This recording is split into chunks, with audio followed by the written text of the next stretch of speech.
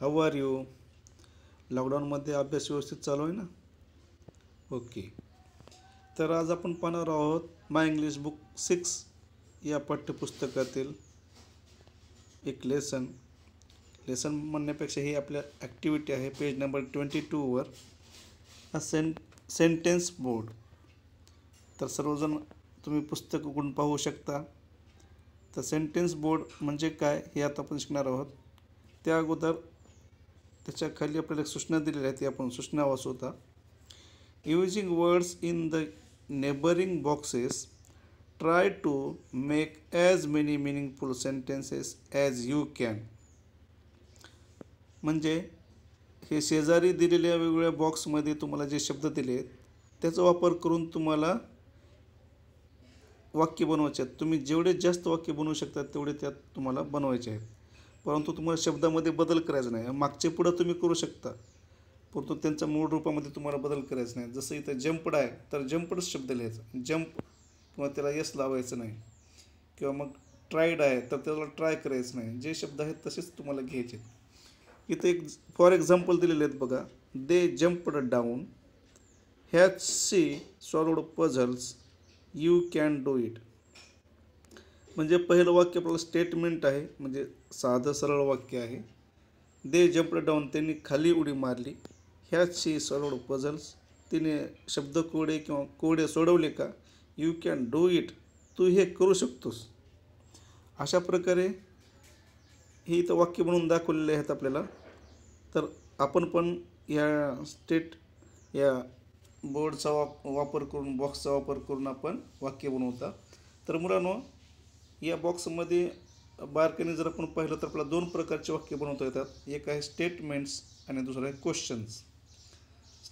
Statements म्हणजे साधे सरळ वाक्य असते, माहिती वजा वाक्य असते. आणि क्वेश्चन म्हणजे त्यात प्रश्न विचारलेला असतो, ठीक आहे. तर याच्यामध्ये कुठं आपल्याला what, who, Wien, who, Y असे शब्द दिसत नाहीत. मग प्रश्न कसं तयार होतील तर ह्याच्यामध्ये सहाय्यकारी क्रियापद दिलेले आहेत. Did, does, do, can, we अशा प्रकारचे, कॅन, विल, हॅव, हॅज अशा प्रकारचे शब्द इथं दिलेले आहेत. तर ते शब्द जर आपण वाक्याच्या सुरुवातीला ठेवलं, इथं आपल्याला एक वाक्य करून दाखवलेलं आहे अगोदर. हॅज शी सॉल्वड पझल्स, तिने शब्द कोडे सोडवले का. आता इथं जर आपण बदल केला ह्याच्यामध्ये, सी हॅज सॉल्वड पझल्स, तर इथं प्रश्न तयार होत नाही, तर ते सरळ वाक्य तयार होते, स्टेटमेंट तयार होते. परंतु हॅज आपण सीच्या अगोदर जर ठेवलं तर त्याचंच रूपांतर क्वेश्चनमध्ये होतं. तर आपण सुरुवातीला सोडवणार आहोत स्टेटमेंटचे वाक्य, बघूयात कसे होतात. तर इथं पहिलं वाक्य झालं आहे बघा. दे डिड सॉफ्टली, त्यांनी हळुवारपणे केले. आय विल रीड बुक्स, मी पुस्तके वाचेन. इट फ्ल्यू अवे, ती उडून गेली किंवा ते उडून गेले. एखादा पक्षी असेल तर त्यासाठी इट शब्द वापरतात. यू जंपड डाऊन, तू खाली उडी मारली. ही ट्राईड हार्ड, त्याने खूप प्रयत्न केले. शी हॅज सॉल्वड पझल्स, तिने कोडे सोडवले. वी सिंग सॉफ्टली, आम्ही हळुवारपणे गातो. अशा प्रकारे हे आपले वाक्य झालेले आहेत स्टेटमेंटचे. त्यानंतर पुढं पाहूयात क्वेश्चन कसे होतील ते. डिड दे वेक अप, ते झोपेतून उठले का.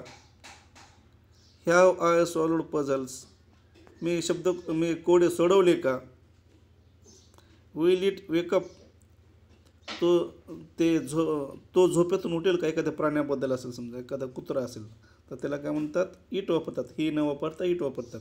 विल इट वेकअप, तो आता झोपेतून उठेल का. कॅन यू रीड बुक्स, तू पुस्तक वाचू शकतोस का, किंवा तू पुस्तक वाचू शकतेस का. विल ही सिंग सॉफ्टली, तो हळूवारपणे गाईल का. हॅज शी जंपड डाऊन, तिने खाली उडी मारली का. डिड वी रीड पझल्स, आपण कोडे वाचले का. अशा प्रकारे या बॉक्समधून वाक्य झालेले आहेत. याच्यापेक्षाही वेगळे जर वाक्य तुम्हाला करता आलं तर तुम्ही करू शकता. तर मुलांनो, या दुसऱ्या कॉलममध्ये जे शब्द दिलेले आहेत, पहिल्या कॉलममध्ये did, does, do, can, will, have, has हे माहीत आहेत आपल्याला. दुसऱ्या कॉलममध्ये जे शब्द दिलेले आहेत, they, I, it, you, he, she, we, या शब्दांना काय म्हणतात माहिती आहे आपल्याला? यांना म्हणतात प्रोनाउन्स. मराठीत पण आपल्याला ह्याचे पर्याय शब्द सापडतात. कोणते शब्द आहेत हे आपण जर ह्याला सिक्वेन्सला लावले तर गेल्या वर्षी तुम्हाला शिकवलेले आहेत. I, we, you, he, she, it, they. I म्हणजे मी, वी म्हणजे आम्ही, यू म्हणजे तू किंवा तुम्ही, ही म्हणजे तो, शी म्हणजे ती, इट म्हणजे ते आणि दे म्हणजे ते, त्या, ती. अनेक वचन आहे हा शब्द दे म्हणजे. आणि यांनाच काय म्हणतात? प्रोनाउन्स असे म्हणतात.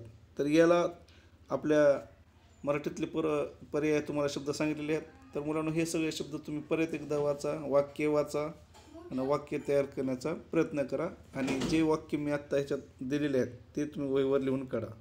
धन्यवाद.